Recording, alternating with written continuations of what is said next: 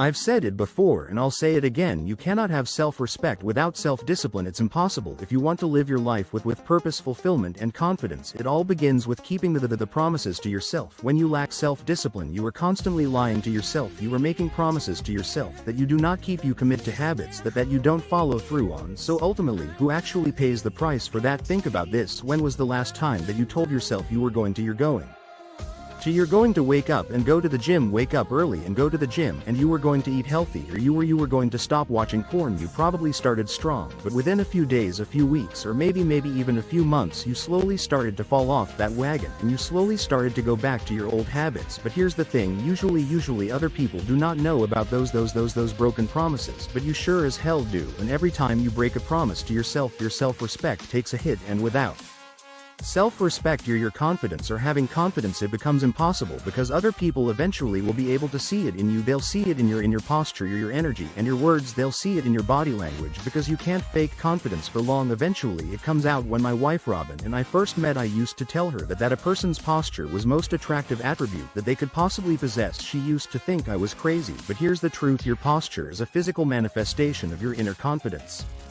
And fake confidence, they won't last. Some people, they'll puff their chest out, they'll roll their shoulders back intentionally. These things won't happen naturally, and eventually, even over the course of a couple of minutes, you'll start to see their true posture come out. You'll start to see the way that they stand and the way that they hold themselves come out. They try to stand tall and then demonstrate their strength, but that moment that they let their guard down, the truth will show. And if you're looking for it, you'll see it. Sometimes you don't even have to look for it, and you'll see it. Real confidence, the kind of commands respect that comes from self-discipline, and that comes from knowing that you've done the hard work, you followed through on your commitments, and then you can rely on yourself. Now here's some pills that might be hard for some people to swallow. Most of us are not honest with ourselves. We'll tell ourselves that we're fine when we're not. We make excuses for our failures or our setbacks. Instead of owning up to them, we live in a world that teaches us to shift of blame if we're struggling. Because it's not our fault, right? It's always going to be the system, or it's going to bring the upbringing, it's going to be your race, or it's going to be your gender, it's going to be that politician. Because believe it or not, there are people in the world who feel that the government is going to come and save them. But here's the truth, man, when you give away responsibility, you give away your power. If you want to build your self-discipline, it starts with radical honesty. Look at yourself in the mirror and ask yourself, am I living the life that I want? Am I proud of the person who I am? Am I doing the things that are going to align with my goals, or the things that do align with my goals? And if that answer is no, that's fine. In fact, that might even be a good thing, because that means that you're actually being honest with yourself. Now that you're being honest with yourself, you can use that realization as fuel to become the change, because you are capable of change. You are capable of that change that you want to see. Here's a couple more tough pills to swallow. That's masculinity and femininity, and it's funny because I know I'm going to get a bunch of to push back on this, even though it's my perspective, and in my opinion people are going to feel the right to change my mind, or I need to change my mind and my perspective because they told me so. And they're right, because in today's world we are constantly bombarded with these toxic messages, these messages that try to strip the core parts of our identity, because women are told that they don't need men, and men are told that they don't need women. But deep down our subconscious mind knows better. Our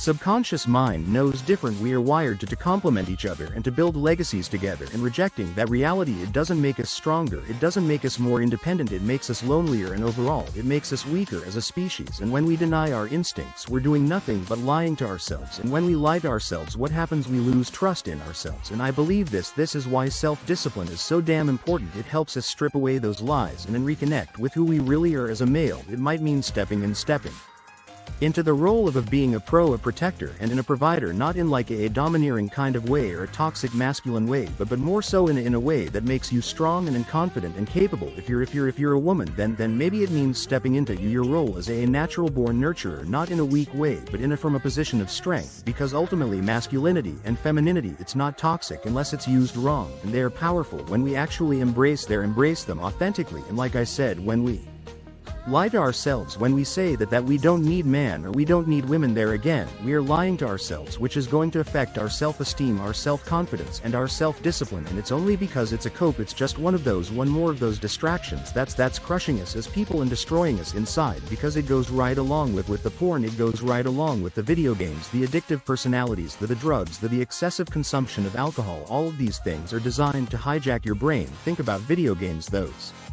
Video games give you a sense of accomplishment even though you haven't actually accomplished anything, nothing worthwhile. The porn, it tricks you into thinking that you've experienced real connection, but you haven't. In the social media, it's constantly bombarding you with reels and shorts of the lives of other people, leaving you stuck in the comparison trap. Why don't I have that? Why do they have that and I don't? And this isn't just for men either. Women have their own distractions as well, whether it's binge watching shows or doom scrolling on their phones or a constant social media bombardment where they're seeking validation. And let's be honest guys, women have porn addictions too. They just don't talk about it like men do, and every moment that you spend on these distractions is another moment that you could be utilizing to build the life of your dreams, which is also lowering your self-esteem, lowering your confidence, and destroying your self-discipline. Here's something that most people don't talk about, and that's it, that avoiding the hard work, it comes at a cost, and you might not feel it today, but eventually it will catch up to you. An example that I like to use is your health and your nutrition. When you skip all your health and an exercising and a nutrition in your 20s, you're going to feel fine, but by the time you hit 40 you're going to pay the price. Obesity, brain fog, lowered libido, lack of energy, and those are consequences that come from a lack of self-discipline. And it's not just the physical aspect of it either, because when you avoid the hard work of building a relationship, setting goals, or a personal growth,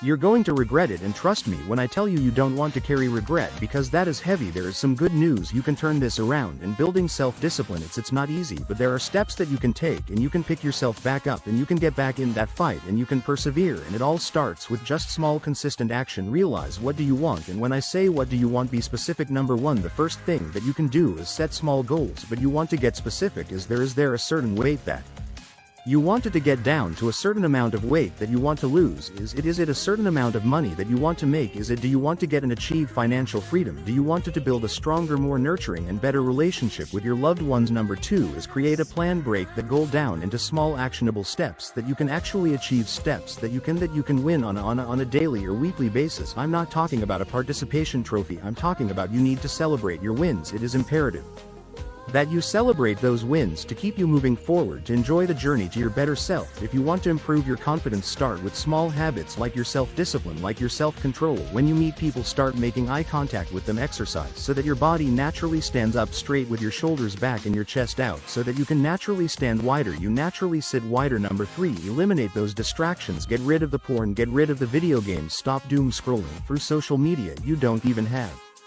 to get rid of them. Some of you might have to get rid of them because it's going to be too tempting, but get rid of the distractions. Stop caving in those distractions. It is crushing your life. Maybe you need to delete those apps that suck you in. The TikTok, the Instagram, the owns, the Facebook. You might need to delete those apps, but it'll be worth it. Number four is be consistent. Discipline isn't about grand gestures, it's about achieving small things. It's about accomplishing those small wins that I was talking about earlier. It's about being consistent and showing up for yourself, and knowing that inside of your heart that you can rely on yourself, therefore others can rely on you as well. Number five is you need to forgive yourself. It's okay to mess up. We all mess up. We all have a past. We've all done stupid in our lives. Some of us it's been worse than others, but we need to learn from that. We need to pick ourselves up, dust ourselves off, and keep moving forward, and don't do it again. Learn from those mistakes and forgive yourself, because there's a ripple effect that happens when you build your self-discipline. When you build self-discipline, everything in your life improves. Your energy will improve, your confidence will improve, your relationships will grow. But the most important part is you'll begin to respect yourself, because when you respect yourself, you don't need outside validation. You don't need to put on a persona or pretend to be something that you are not. Your confidence will come from within, and that's the kind of confidence that changes lives. As usual, I want to leave you with a challenge. I want to challenge you to take one tiny step, one small step today, that you can win. One tiny step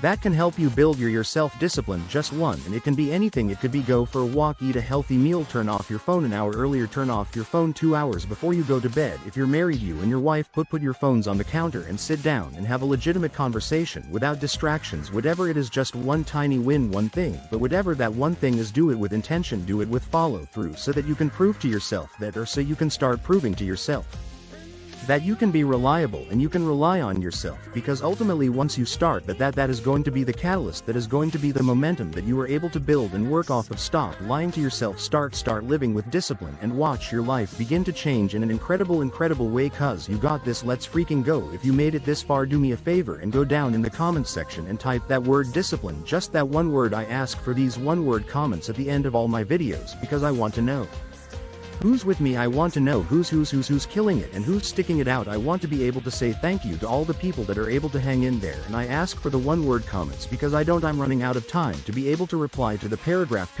or multi-paragraph comments. It's becoming a full-time job, and I'm about to the point where I'm going to have to start electing the help of my wife to reply to the comments, either that or I'm not going to be able to reply to all of them, and my wife and we both appreciate every single one of you. We are absolutely grateful for every one of you and all of your kindness and all of your support that you're showing us in this channel, and both of us want to have the opportunity to say thank you for all of the support and all of the generosity that you're giving us. I want to thank you guys for those super thanks, because those one-word comments, even though it's one word, every single interaction, every single